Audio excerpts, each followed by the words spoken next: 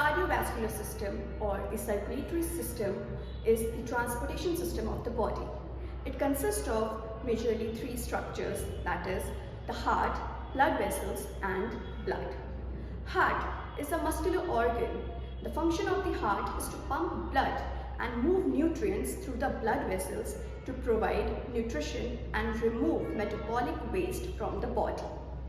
The heart is located in the center of the two lungs above the diaphragm, but the triangular end of the heart is tilted towards the left, so we assume that it's located on the left side. Now, moving further, the adult heart is the size of a fist, whose length is 12 cm and width is 9 cm.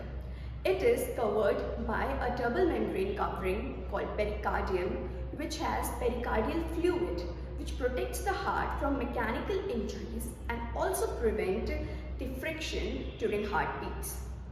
Now, the heart has four hollow chambers, two atria, also called auricles, and two ventricles. The atria are the upper regions of the heart and the ventricles are the lower regions or lower chambers of the heart. Now, as you can see, I have made a diagram here and I can tell now the circulatory system of the blood in heart. Now, since this RA is right auricle, LA is left auricle, RV is right ventricle, LV is left ventricle. Now, there are blood vessels which enter the heart.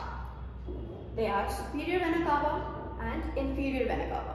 Superior vena cava is also known as anterior vena cava, which carries the deoxygenated blood from the upper regions of the body, that is the head, chest, arms. Now, what is deoxygenated blood? The deoxygenated blood is the blood which has low oxygen and more of carbon dioxide. So, the superior vena cava carries the deoxygenated blood from the upper region and inferior vena cava carries the deoxygenated blood from the lower regions, that is abdomen and leg, and they got it to the right auricle or right atria, right? Then the next, that is pulmonary veins, that enters the blood through the left auricle. These are four in number and they bring the oxygenated blood from the lungs. Now, the blood vessels which move out from the heart, they are pulmonary artery and aorta. Pulmonary artery moves out from the right ventricle, which carries the deoxygenated blood to the lungs for oxygenation, and aorta carries the oxygenated blood from the left ventricle to the farthest point of your body. Now, let's see the functioning, how it functions. So, the right auricle receives the deoxygenated blood, it moves forward, it carries it to the right ventricle, and then from the right ventricle, the pulmonary artery carries the deoxygenated blood to the lungs for oxygenation. From the lungs, the pulmonary veins, four pulmonary veins, two from each lung, carries the oxygenated blood to the left auricle, and then from the left auricle, the oxygenated blood is passed to the left ventricle, and through the aorta, it is moved to the distant part of your body. Now, there are certain valves present in between. The function of the valves is to maintain the direct straightforward flow of the blood without getting it back, or prevents the backlaps of the blood.